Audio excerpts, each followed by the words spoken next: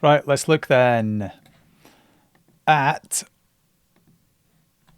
what causes an email service provider to mark my email as spam. So what is spam? Well, it's unwanted or unrequested emails sent to an email address. We've all seen them, we've all received them. Your spam folder's probably filled with emails that are spammy.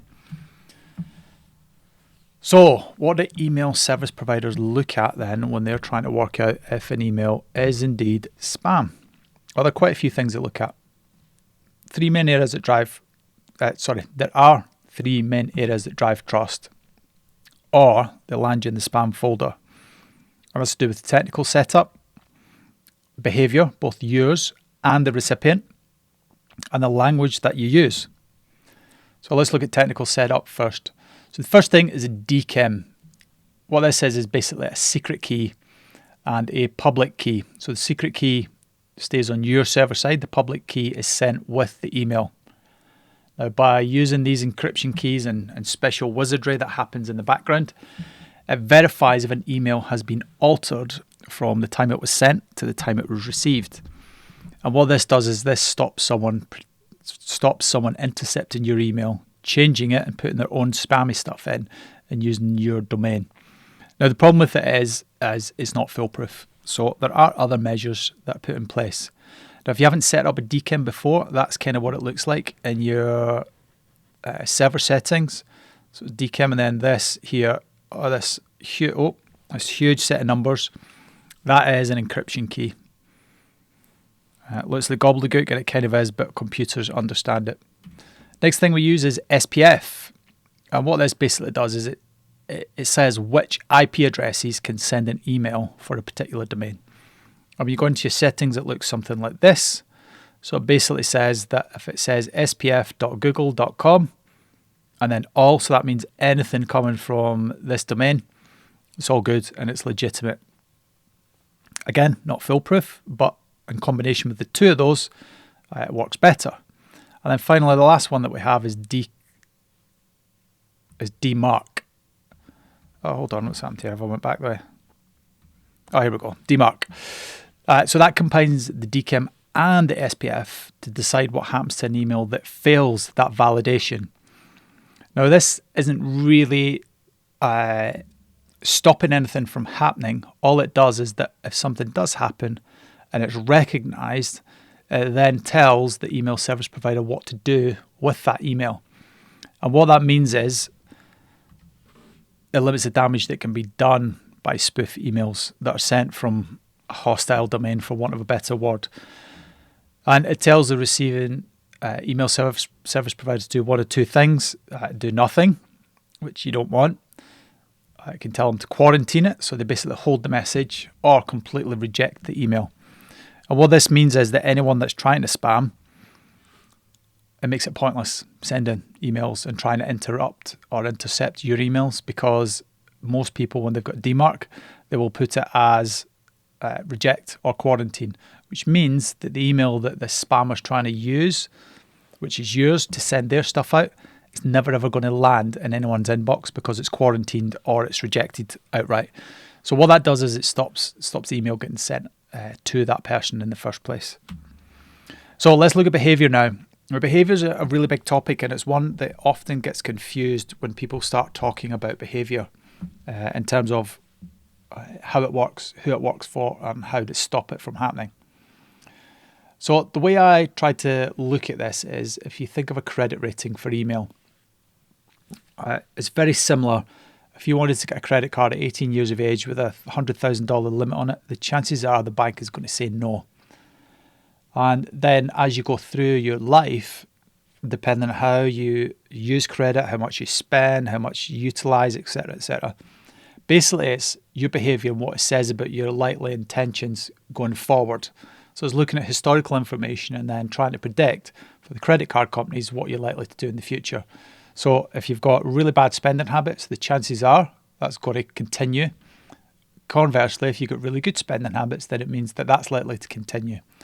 So they will do this based on your history and based on statistical norms that they've looked at for people that are in a similar situation as yourself. So when it comes to email, it's kind of the same.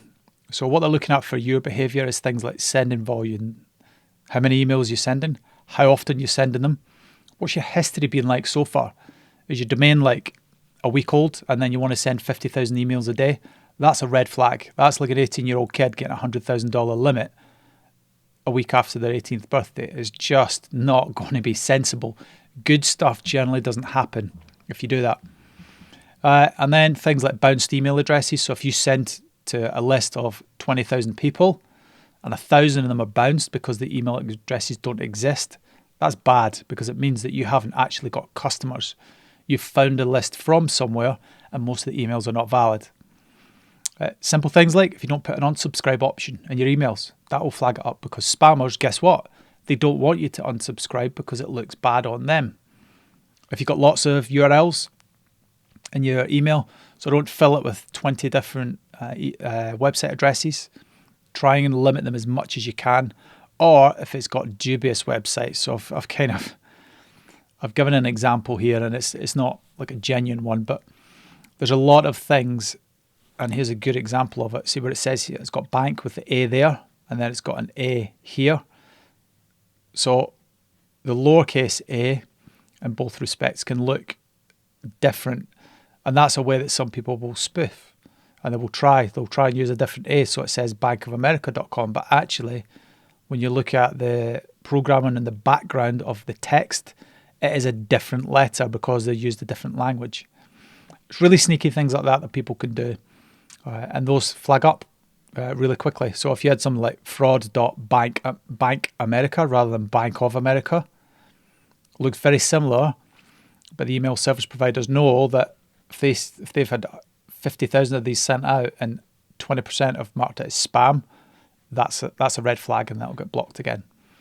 If you use weird and wonderful crazy fonts, that always flags up.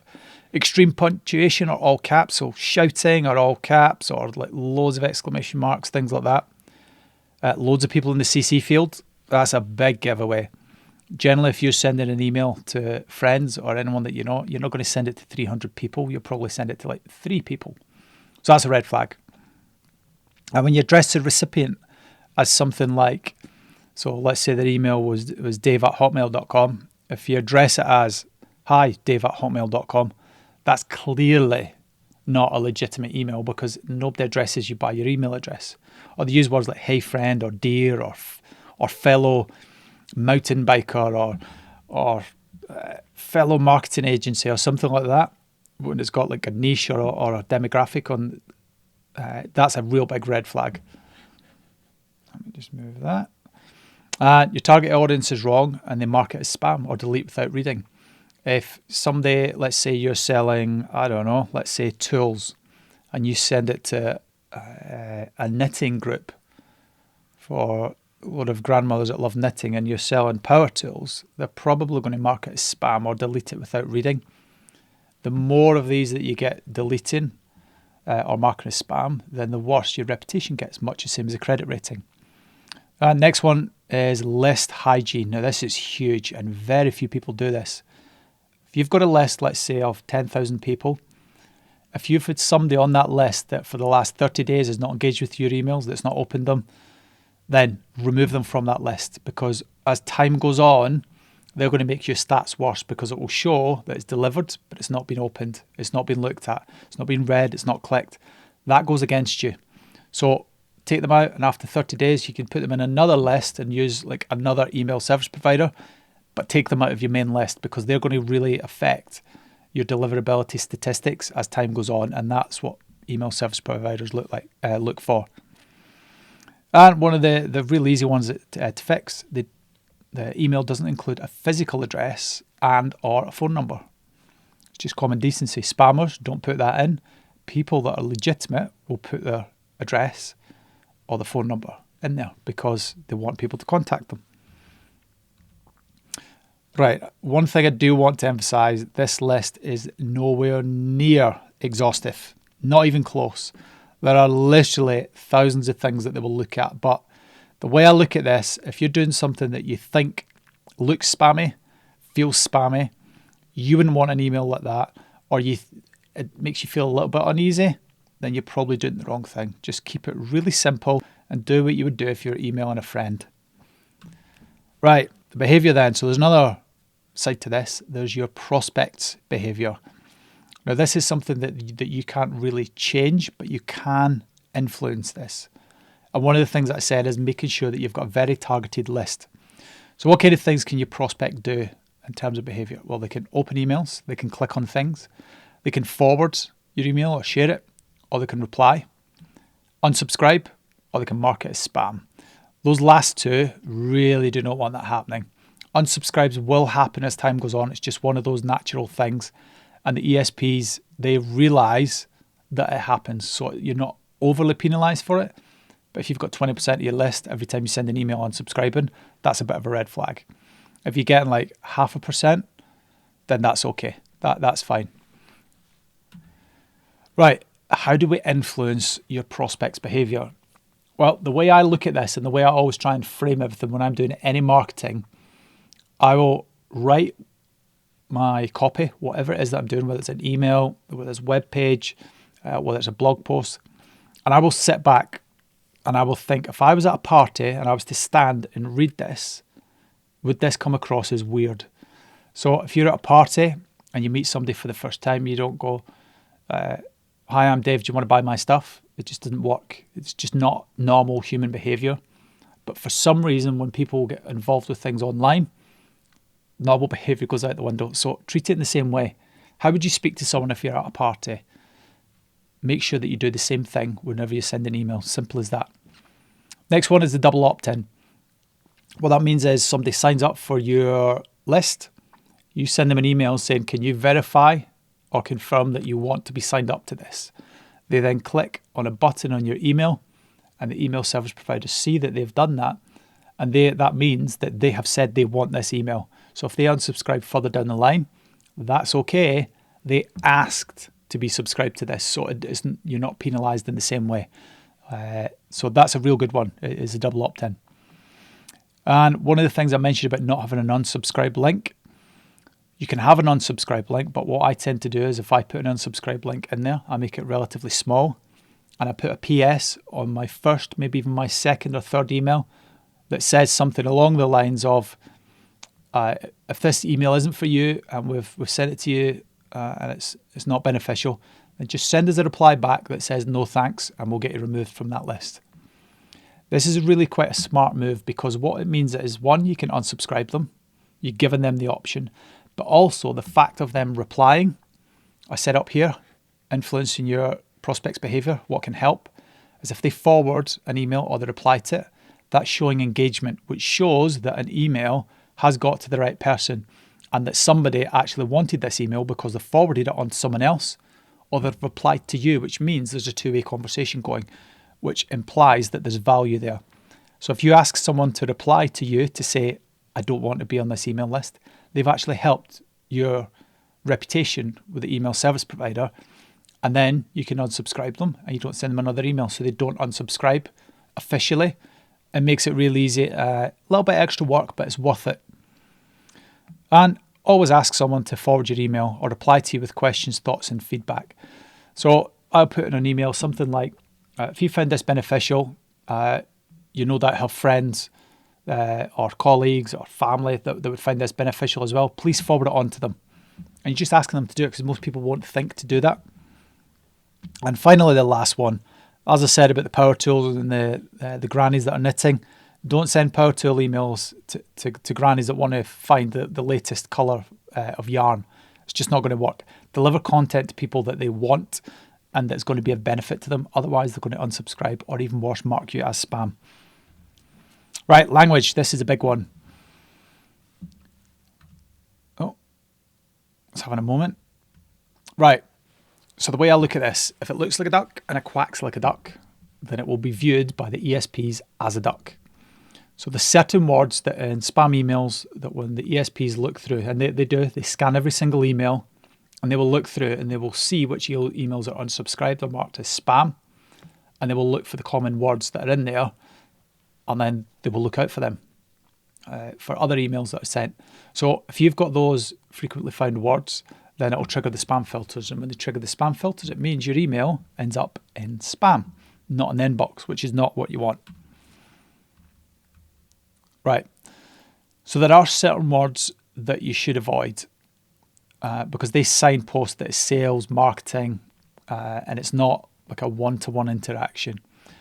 Again, this list is nowhere near exhaustive, but it will give you some kind of an idea. And as I said before, if it looks like a duck and it quacks like a duck, then they will assume that it is a duck. So words like free, no fees, sale, money off, you've got the whole list there that you can look through. If you're sending words in an email that you personally would look at and think that's spammy, or that would make you close an email or delete an email that's got them in it, then don't send them in your own emails. Try and get around all of these things without mentioning these words, because they will get flagged. Not all the time, not by all the ESPs. However, if you can avoid using them, please avoid using them, because you will get triggered eventually by this. They will get triggered by the spam filters, and then you'll end up in spam folder, which is not what you want. Again, not exhaustive, but I'll give you an idea. Right, so let's assume you followed everything that we mentioned before and you still ended up in spam, or you've got a brand new domain and you want to send emails. What can you do? Well, in simple terms, you warm the email up. And all this is a process of getting an automated system that basically sends out emails from your email address to other email addresses, and they reply, they open them, they read them, they do all these things. So it looks like to the ESPs that your email address that you've just set up is actually getting good engagement. So as I've said, it's sending and receiving emails from your domain and your email address. And the email service providers will see, because of the behaviors that you've got on there, that you are legitimate. And it addresses the behavior and the language issues. And the reason being is because the behavior from your prospect is going to be beneficial. They're going to open them. So most of them will limit it about 30-40% of emails being opened. There's only so many that will reply, like it's another 30% will reply to you. But these all help your domain gather a good reputation. So think of that credit rating again. And this is kind of what it looks like if you don't warm. So there's two parts to this. So this was a client that we had who insisted that he didn't need to warm his email address, that all his emails were going to inbox. And I said, okay, that's not an issue. Let's just see where you're at then. And I started this just around about Christmas time for him. Didn't tell him that we were going to do it at that point. I'd mentioned that we were going to do it. And he was really dubious and didn't think it would work. So I want you to just keep an eye on the colours here. So category means that it's went into something like a promotions folder. Spam, obviously it goes into the spam folder. And inbox is where you want it to be. You want the green. You don't really want the yellow, and you definitely don't want the red. And you can see when it started here, when we started doing this, a lot of his emails were ending up in the category folder. This was an attorney. And as we kept going, there was more emails were sent out. Obviously, we've upped the amount of emails that we're sending. So more and more ended up in category. But what ended up, because this was an email warming service, a lot of the emails that even when they ended up in category folders like promotions, they were being opened, they were being replied to, they were being looked at. And basically the interaction was there that ESPs were looking for. So it took this dip initially for, about 2 weeks, maybe a little bit more, 3 weeks. But you can see it starts to then trend up the way. And then eventually the ESPs, obviously, it hit their trigger level where they went, no, this is all good. And then look at the mean now, it's most of them. So I was only sending out 50 emails a day, so it's not a huge amount. It's probably what we're talking there, somewhere about 45 of them. So it's at 90% are ending up in the inbox now, whereas sort of down here, it was abysmal. It was probably, 25% were ending up in inbox. And then it took another dip. Around here, you're probably talking, about a third, maybe even a bit more, were ending up in the promotions folder. So you can see it works. And then he changed his password and didn't tell me, so it stopped sending them that day, so I had to redo it. But again, you can see what's happened there. It's actually improving even further. So email warming works. And the important thing with this is once you get this on and you're warming an email, don't ever get rid of this service, because even when you're sending out emails, transactional emails, normal day-to-day emails, having this warming happening in the background actually improves all your stats for the email service providers, because you're getting such a huge amount that are getting opened, that are getting read, that are having the good beneficial things happening to them, that brings your mean score up for all your emails because you're warming them. So never ever switch off your warming service once you start, because it helps you at all times. So final slide then, action point for you is go to mail-tester.com, so mailtester.com, and check your domain and your email and see if it's set up properly. It's really self-explanatory. I've actually got another video about Mailtester, so have a look for that. And if I remember, I'll put it in the description of this video. And what that allows you to do is send an email to this website. And what they will do is they will look at the content of your email. They'll look at all the technical stuff of your email that you've sent out. And it will basically give you all the things that are wrong. It'll give you a score out of 10. And more importantly, it tells you what it is, why that's important, and how to fix it. So you can do that. So go to mailtester.com, mail-tester.com, and check your domain and email and see if it's set up properly. And if it's not, fix everything that's there and then try it again.